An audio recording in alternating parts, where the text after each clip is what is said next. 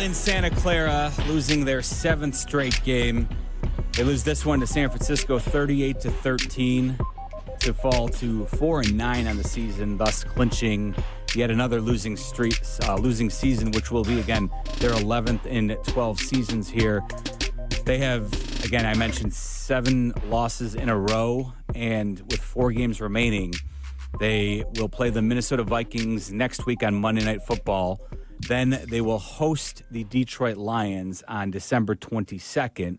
They will conclude their home schedule with a game against the Seahawks at Soldier Field on Thursday Night Football. And then finally, that's the day after Christmas. And then finally, they will wrap their season in Lambeau against the Packers. We'll see what the Packers will be playing for, but there's a high likelihood there will be some playoff positioning involved in that game for the Packers. So they'll probably be giving you a decent effort at the very least. And so, Pat, I brought this up a month ago to both Waddle and Sylvie, and I asked the question when there was 8 games remaining, was it more likely that the Bears finish 0-8 or 4-4? And both of them said 4-4 at the time, and I said, I don't know. And now, at this point, they are 0-4 in that 8-game stretch with 4 remaining. And now that I look at these remaining 4 games, and after the effort today, I'm feeling a little chesty about where my mind was at a month ago, because they are certainly not going to go 4-4 over their final 8. I don't know if they get one of these wins when you consider the 3 divisional opponents and the Seahawks, who won again today and are playing themselves. They're trying to win the NFC West, so every game is going to be paramount for them. I mean, this is a hellacious schedule to close it out. They're on the 7-game losing streak.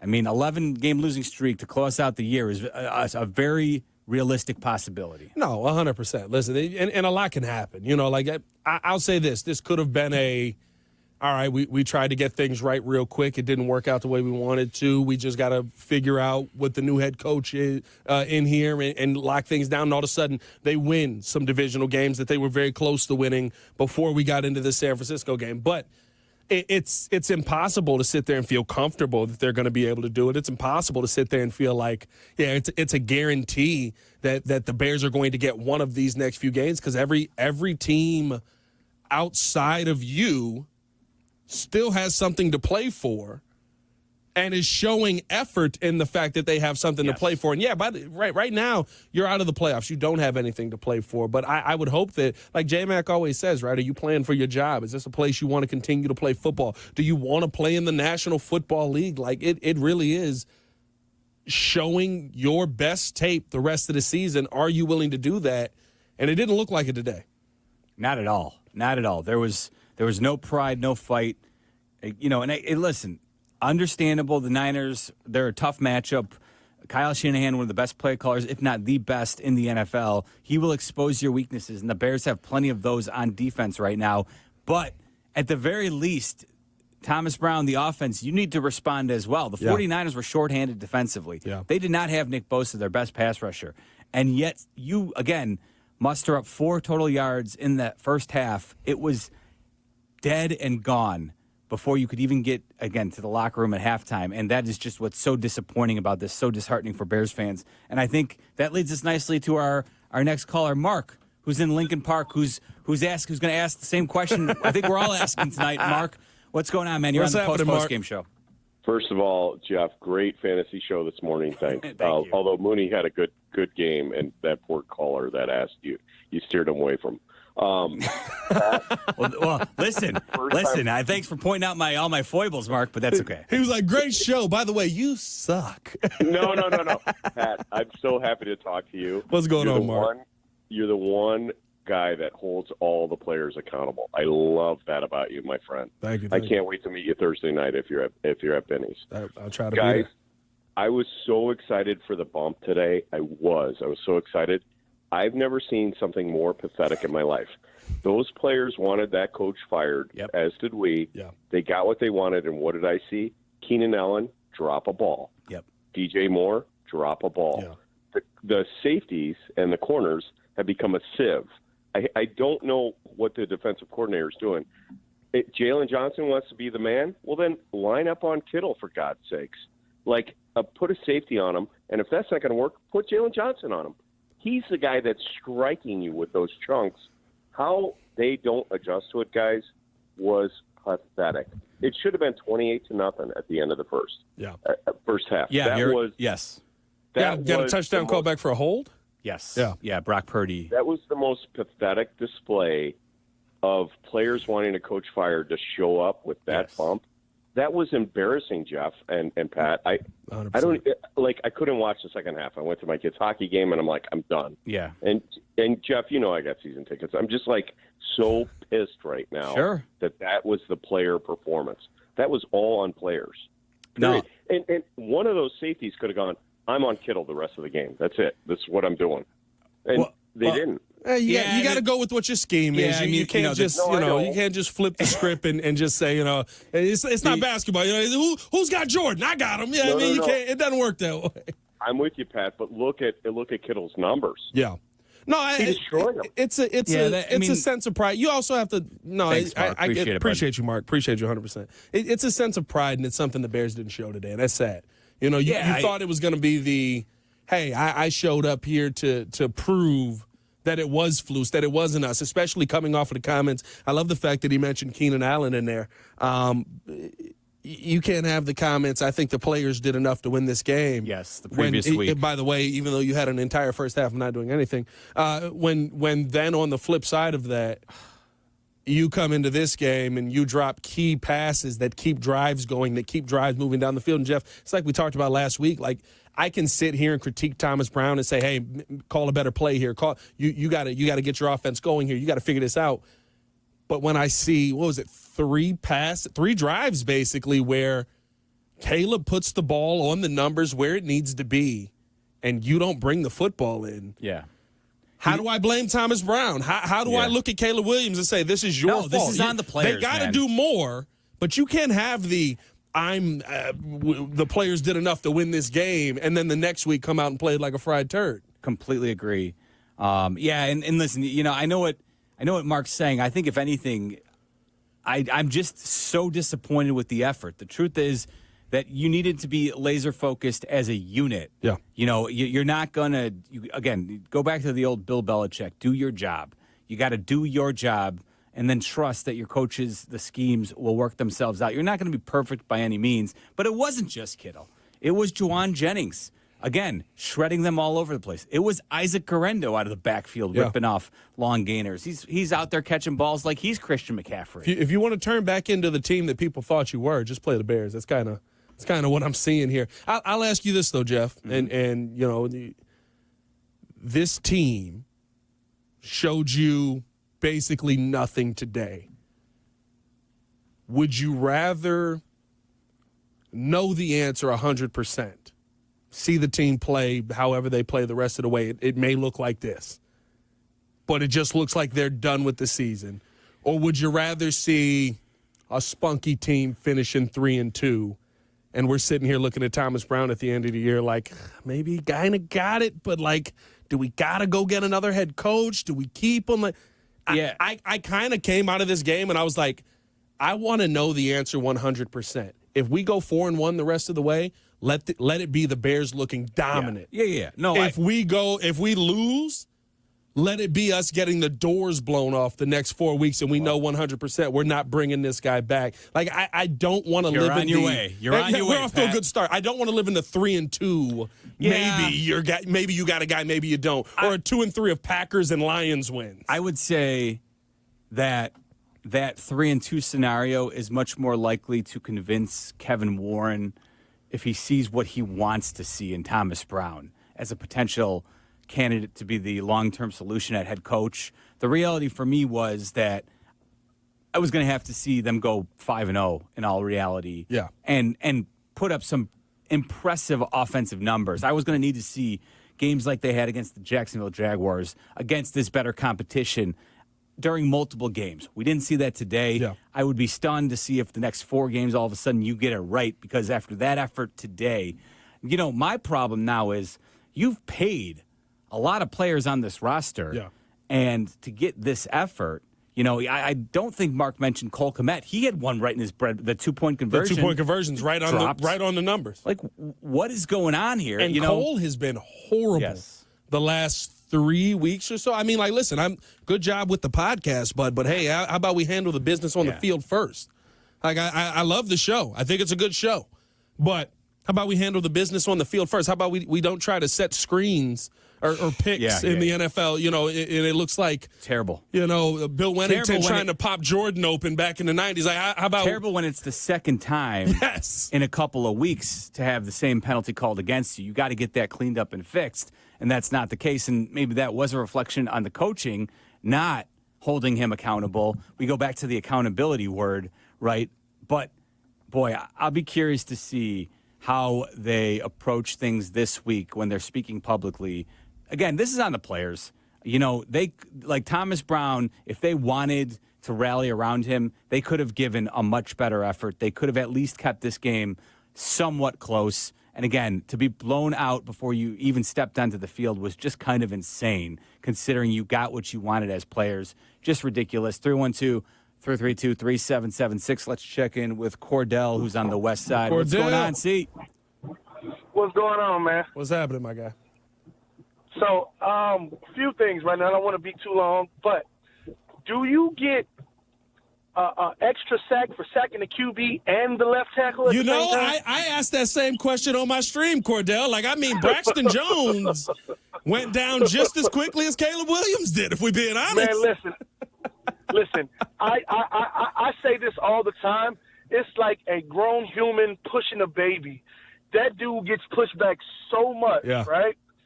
Now, another thing, or a question rather, and would you think, and I know, I'm sure it's probably going to be a no, but would it be in Caleb's best interest to actually sit for the rest of the season so he won't get killed, because he's on pace to get sacked a ton? And you don't want to, and as much as they say negative or whatever they want to say about him, the kid looks like the guy. Yeah. So you want to protect you want to protect that.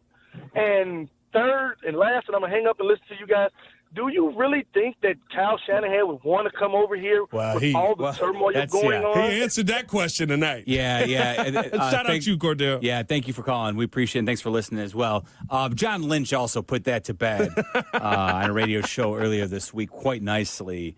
And listen, it was always kind of insane. I think, if you're a Kyle Shanahan fan, it was wish casting, hopeful thinking. But the I was reality putting all is, the evil out in the world I could have. Yeah, you and I both. I was like, hey, listen, this guy steals penguins from the San Francisco Zoo. You can't trust him. Yeah. But nevertheless, listen, they'll sacrifice a few penguins as long as they call an offense like that. Boy, oh boy. I'll say this to his should the Bears bench Caleb Williams question. You're assuming that next year the offensive line is going to be 100% better. And is that not what fans assumed coming into this season? You cannot bench him. He has to learn how to play through these struggles, because guess what? As bad as it may be, and I hope they do address it, I think that they are logical up there enough to address it this coming off season. That doesn't mean that the pieces are going to be right. Caleb's been sacked now 56 times this season. That's the most through 13 games in Bears history. And there were some other stats there running by. He's been sacked the third most of all time per drop back for a rookie, along with Jake Plummer and was it Carr? David Carr's number one, yeah. Well, actually, so the way they sorted it out was sacks taken per game by a rookie quarterback. So Jake Plummer actually took more his rookie season per game than David Carr did. But Caleb Williams is third all time, and he took 7 more today. Yeah. So that number only seems to be rising. And, I don't know. You've got another game coming up against the Vikings next week, and we know they certainly get after you, and they'll send blitzes. You don't sit him right now. As long as he's healthy, he's not compromised, he needs to get out there, because there are times at certain points during the season when the Bears' offensive line has been competent, and it has allowed him clean pockets in moments, and that in itself is extremely valuable. He needs to get those reps on the NFL field so that he can adjust to the speed. He's still adjusting to the speed. He still needs to feel what the rushes are like in these adverse conditions. Yeah.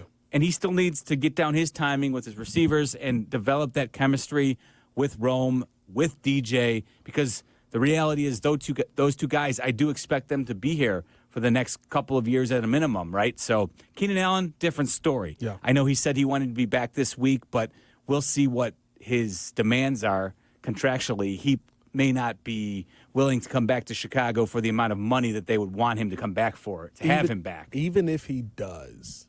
Do you want him? Well, no, I think the question is because you've got the comp pick attached to him as well, depending on what kind of contract he signs. Is it more worth it to take, I believe at worst it's a 4th-round pick? Basically, you get back what you traded for him. Is it more worth it to just take the pick back than it is to re-sign him moving forward where – I mean, listen, considering his age and all the problems you have on the offensive line to address, it's a fair point. 312-332-3776. Taking your calls on the post-game show after a 7th straight loss for the Bears. I'm Jeff Meller along with Pat the Designer on ESPN 1000. 1, 2, 3, 4. I've still got one finger left for the amount of yards the Bears had in the first half. You did the fingers in the wrong order. You should have started with a different one. You're probably right. For all those on the YouTube channel, 1, 2, 3, there you go. 4. There you go. We got 4 first half yards. Oh, boy. From the Chicago Bears. So much for that new coach bump that we were all hoping for. Got none of that. My, oh my. Just abysmal. The Bears have lost 7 in a row, and they have now clinched a losing record for the 11th time in the past 12 seasons. Not that we expected them to find themselves out of this nosedive that they've put themselves in, but, man, I don't even know where to go. Final score 38-13, but for me, everything focuses in on the first half because as bad as Thanksgiving Day was to have that first half, to follow it up after the firing of your head coach with that effort was staggering. I mean, listen, I know that the 49ers are also a team in dire straits that is playing for their playoff lives, and they can fool themselves into thinking if they make it to the playoffs, they can go ahead and make a legitimate Super Bowl run because they were there last year, whether it's legitimate or not. However, come on, man. The players, they got what they wanted. Yeah. Bears fans, for the most part, got what they wanted, but we heard a lot of chirping from the players leading up to the firing of Matt Eberflus, and then even continuing this week into Monday after the firing of Matt Eberflus, when players had an opportunity to speak to the media on whether it was their own local hits on radio, and to have that be the effort, Pat, was just atrocious. I'm Jeff Meller, along with Pat the Designer, the post-game show right here on ESPN 1000. We'll hear from J-Mac a little bit. He's obviously flying out from San Francisco tonight, so he's going to join us when he gets to the airport and hop on for a little bit. But until we get to him, we'll obviously take your calls as well, 312-332-3776. But man, oh man, my friend, you got dressed up for a terrible football game. Actually, I guess we've been real. You look so much better. I got the hat. Yeah, I can't for the online. I got the hat. Yeah, I mean, and listen, if we're being real, I got a little Undertaker vibes. You know what I mean? Well, the Bears are not action. The Bears are not rising from the dead, my friend. Funeral action. You know what I mean? It's not a. No, man. Listen, this is a. You hate to say it in such a negative way, but they're a joke. They're a joke. That's the effort. And listen, I get not scoring. I get, right, not being a good enough team to do it, not having the talent to go out there and get the job done. But you didn't have the effort in today's game. No. You didn't have the fight. You got everything that you asked for. You got the guy out of there who was too passive. You moved on from the play caller who was throwing things off. And I'm not going to sit here and tell you that those things aren't true. I do think that Matt Eberflus plays a big part in why this team is where they are today. I do think that Shane Waldron's play calling plays a big part in why this team is where they are today. And yeah, listen, Thomas Brown, hey, now you're the head man. You gotta find a way to get these guys to show some effort. But as players on the field, what happened to having pride in your job? Because it didn't look like there was any pride out there from that team. No. They were outgained 319-4 in the first half. I mean, no team had been outgained by 300 yards and a half all season long. The Bears found a way to do that in one half. just staggering. And I don't even know what you say. McCaffrey went on injured reserve. Yeah. The backup running back, Jordan Mason, went on injured reserve. Listen, I understand Isaac Guerrero is a talented speed merchant out there, but he didn't have to break too many tackles to rip off some long runs. Bears were losing contain all over the place. Kyle Shanahan had them. He was doing whatever he wanted to do. George Kittle broke 130 receiving yards by the half. Yeah. Pats. Yeah. I mean, yeah. You had I lost count of the explosives. At one point, they were like at 8 explosives in the first half. The 49ers. You had what was it? I believe it 8 plays of 20 yards or more and there were still 7 minutes to go in the quarter. First half. Yeah, in the first half. Listen, you started off here, right? The first thing is when we talk about run defense, I don't know what happened. And for the love of God, don't tell me we lost Andrew Billings because it was terrible then, too. His run defense numbers are not good this season. I don't know what happened from one season to another, but this may be one of the worst run defenses I've seen since John Fox was in the building. Like, you got a bunch of guys that have no idea how to keep contained. They have no idea where they need to be on the football field on run defense. They have no clue whose job is what on the field and whether the play is called right or not. For the love of God, I don't know if we're still playing football or if at some point, maybe, based on last week, maybe Cole Kmet does think this is basketball, so maybe the rest of the team believes it as well because they don't believe in tackling anymore, Jeff. Yeah. Like, I don't know what has happened to this team from one season to the next, but it is an absolute joke what we're seeing on the run side, which just opens things up passing the football for a guy like Brock Purdy, who, listen, no matter what you want to say about how banged up this team is, there's still talent there. Oh, George Kittle is still standing there. Juwan Jennings may be a little bit more of a surprise, but there's still a Deebo Samuel. But you still got guys out there that can go out there and make plays. And you know what I saw on the other side of that field that we didn't see on the Chicago side? San Francisco took pride. San Francisco said, we still got a shot. We still got a chance to go out there and do something. We got to go do it. Let's do it.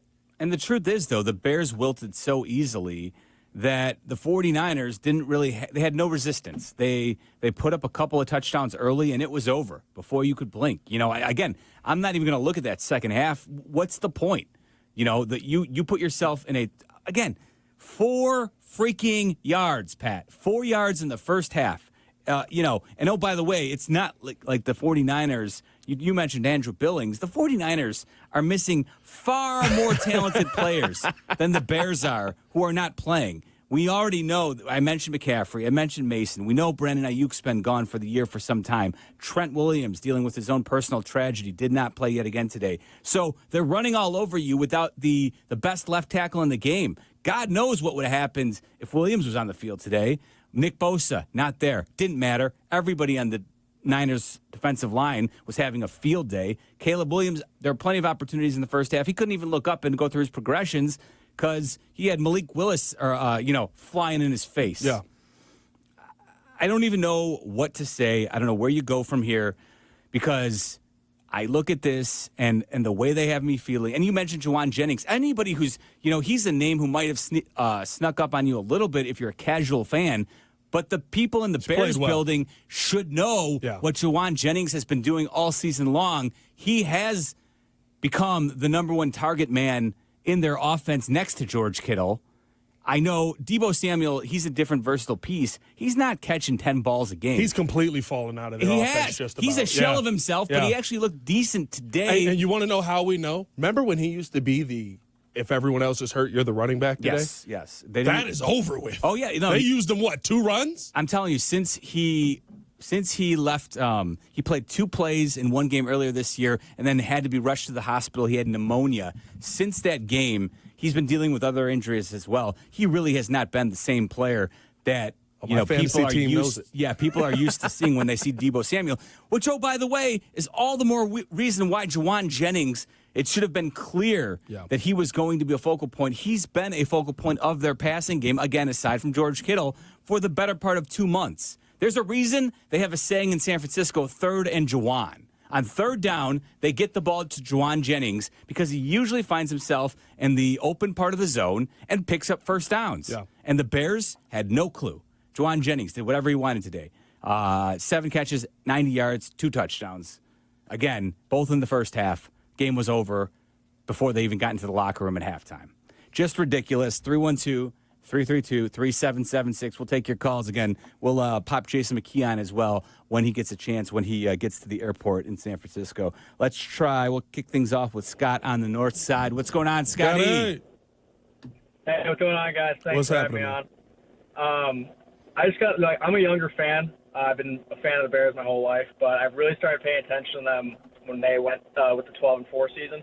Yep. I just think, as a fan base as a whole, we should really change our mindset how we view mediocrity. I just think I don't hear enough outspokenness, and I do now, just because of how bad it's gotten. But you look at cities like Philly, Pittsburgh, Boston. Philly, there was talks about Sirianni being in the hot seat after going 2-2. Mm-hmm. Yep. And I feel like with us, we don't hold our teams to that same standard of, every year they're looking to win a Super Bowl, make the playoffs. There's never been a down year for Tomlin. He's always looking to make the playoffs, always looking to win the Super Bowl. And, it seems like the last 3 years, it's been maybe next year. I just think, I'm sure the whole organization knows that they're not playing well, but I just think as a fan base, we don't let them know enough. And, it all boils down to, McCaskey makes the decisions. I understand. But I just think they need to kind of hear it from us more, and instead of just kind of sitting and watching this happen. Well, listen, let me know what you think. Listen, Scott, we will always be your outlet. We're the home of the Chicago Bears, but we're obviously not going to silence fans. If you want to sound off, feel free. Anybody can join us. We're open to letting fans say what they want to say, and I think it's a lot of frustration right now. The truth is, though, you really want to make an owner feel it, you need to stop buying Bears apparel, stop buying Bears tickets. There are moments, and I'll be curious to see how the season concludes, Pat, because I know the no-shows are never a good look for a franchise, and that always perturbs George McCaskey.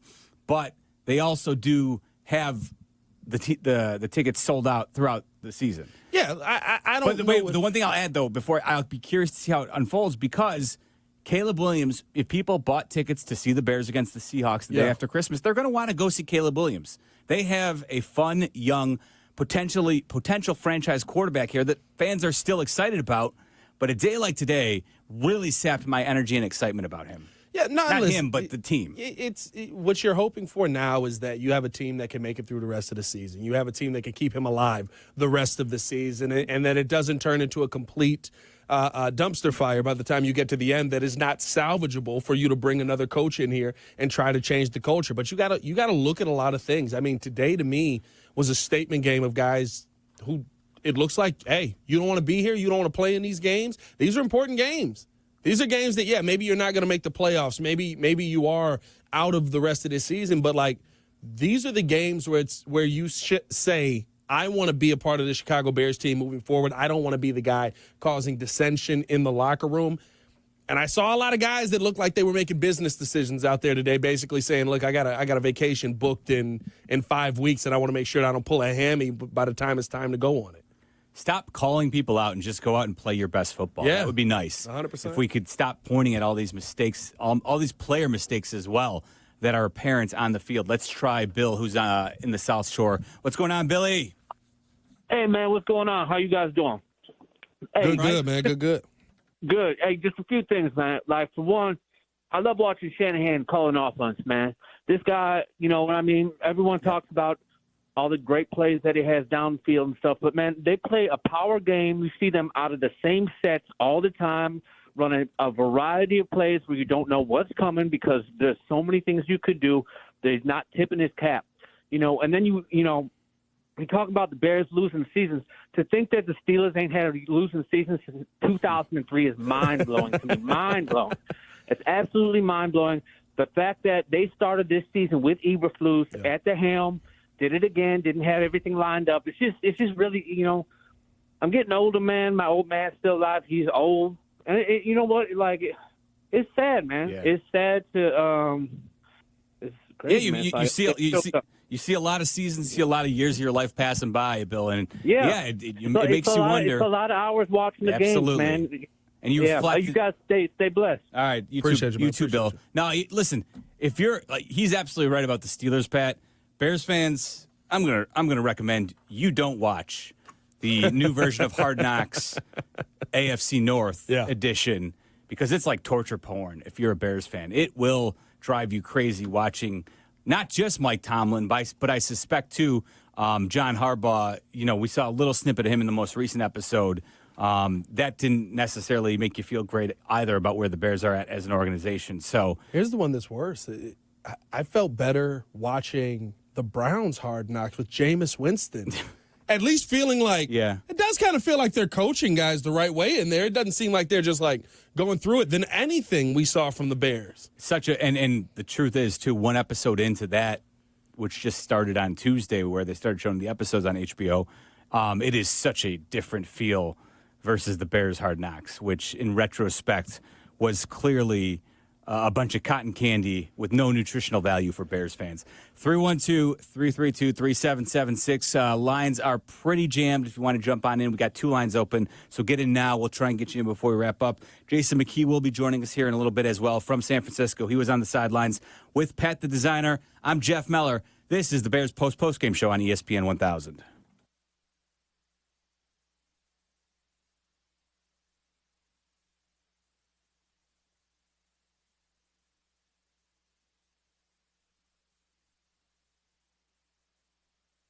We can keep it here, Kendra. That's fine. We'll keep flowing. Let me know if when the board's ready. No worries. Let's try back on the post-game show. Let's try. Let's go with who's been hanging there. Robert in Los Angeles. We'll slip him in. What's going on, Robbie? Hi. Good evening. Thank you for taking my call. No problem. What's happening, man? Yes. The first thing that I'd like to mention is that player accountability. There's zero of that. So if we go back to the Washington game, there's no way in the world. I'm 52 years old, rooted for the Bears my entire life. Mike Ditka never would have allowed that to happen. And for our general manager, our head coach, to not suspend a player for an egregious mistake on national television right before the most important play of the game. You going back to Tyree Stevenson, Robert? Tyree Stevenson taunting a fan when he should be paying attention. Then he compounds the play because he runs. He knows he's out of position. He's not paying attention, and he's the one that tips the ball. So we start there. And then they had 10 days to prepare for the Niners, who have 4 starters out. And there's no professionalism because it is.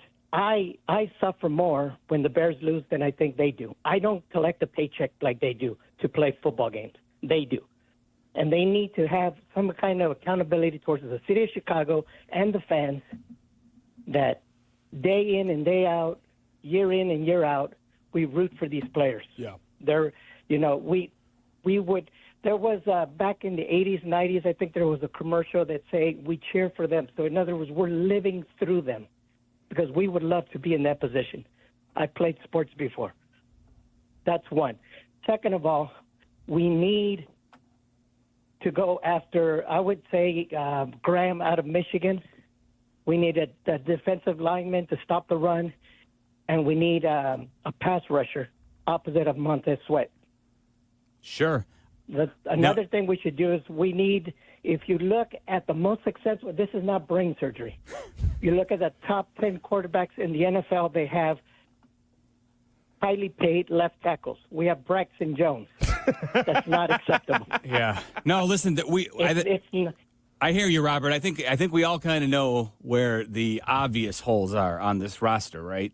It's apparent that the offensive line could certainly use some fixing. In fact, I don't like. Yes, they need another pass rusher, preferably an edge rusher on the other side of Montez Sweat.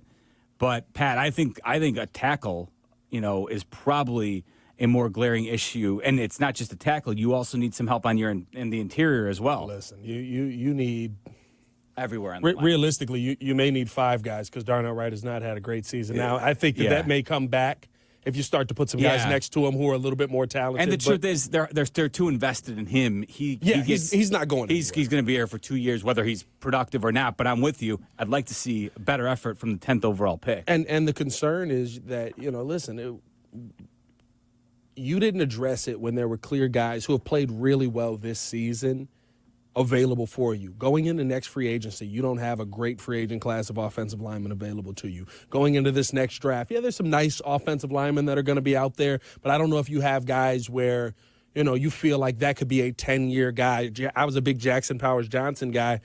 The Raiders have moved him over to their starting center. Yeah, tough play last week, but for the most part, he's handled the job fairly well. Those are guys that you want to have in front of your rookie quarterback, and you miss the opportunity to take a swing at them. They may not be there in this year's draft, but that's on you to find that guy. But the concern is, Jeff, that, listen, I look at the Bengals as kind of our comparable right now. Unfortunately, they went to a Super Bowl, and we can't win 4 games.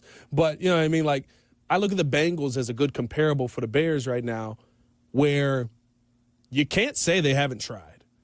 They have signed guys. They have drafted guys. They have tried to find these guys who are good offensive linemen to put in front of Joe Burrow. Mm-hmm. They have not worked out, which means there's an issue with the assessment in the front office. That's what scares me the most. When I look at the guys that have gone past you this season that you could have had on this offensive line for your rookie quarterback, who's like the number 1 overall pick, probably the most important pick ever in your franchise, and I look at the guys that you actually went out and got, I have a real concern. I've been saying this since week 2 with Ryan Poles' job of how he goes about assessing these guys who are in front of his quarterback. Because if we look at the offensive line, none of the signings he's made have worked out. Most of the trades he's made for the O-line have been injured. Yes. I guess Darnell Wright is kind of the one that you look to, but Tevin Jenkins ain't even a Poles guy, and he may not be here next season. And to that point about Darnell Wright, if you really start to hone in, again, he was supposed to be a foundational piece to this line, a guy you wouldn't even have to think twice about, especially in his second year. I think we all were expecting, because he had a solid rookie year. I think we were all expecting him to take another step forward based on his pedigree as a highly thought of right tackle prospect. And it has gotten to the point where, and I don't know if it's just everybody around him, is struggling as well. And so it is more difficult for him if he's trying to do too much, just worry about your own assignment, but that's not always working either. And so, to your point about Ryan Poles and his abilities to scout offensive linemen, honestly, we don't have one good representation of a Ryan Poles find here, really. He hasn't found a single offensive lineman that's been worth not anything. Like when you look at maybe Darnell's the one we hold out hope for, but outside of that, again, when you Nate pick Davis, horrible. Yes.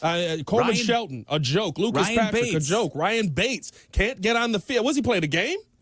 A game? Yeah. Has he played a full game? I think I don't. A full game is different. I meant I know. Game on the starting sheet, I guess. I think he has. He's played 1, maybe 2. But Coleman Shelton, whatever. It's fine. He's a guy. Braxton would be a piece I'd give you praise for if you didn't fall so far in love with him that you were forcing him to continue to be the starting left tackle. Like, if you go out and tell me, for a couple of seasons he was solid, perfect. Yeah. That's a guy. That's what you're supposed to do. But you also, listen, and it's one thing that has stuck with me in Hard Knocks, right? Ryan Poles gets very invested in his guys. He believes in his guys, which is what I like with a GM. You want to have that relationship, but I wonder if he gets too invested to where he can't see past their inefficiencies. That scene of him walking off crying with Adrian Colbert, which, listen, that's your guy. He's a guy that you rock with. You're very close with. A little much for a dude that is a clear third-string safety in this NFL. Yeah, at best was going to be, a 7th or 8th defensive back on your roster. Yeah, and I get it. I get the great personal guy. moment. Great guy. We all liked what we saw from him on Hard Knocks. And I guess if you take anything from that, you take the fact that he was willing to cut that guy. But, I mean, it's just those are the moments where I go, okay, are you too in love with the pieces that you've had? Are you too in love with the moves that you've made? Are you too in love with good guys? Are you too in love with good guys? Good guys. The reality is football, it's a violent game, as your new head coach has said. Game, and nice guys oftentimes don't get it done. You need some guys who are out there willing to eat glass, and the Bears don't seem to have that right now. And again, the issue to the defense completely falling apart today, that was probably to be expected when you had Kyle Shanahan on the other side of the ball calling plays and just basically doing whatever he wanted. Atrocious, 38-13. Bears lose their 7th straight game.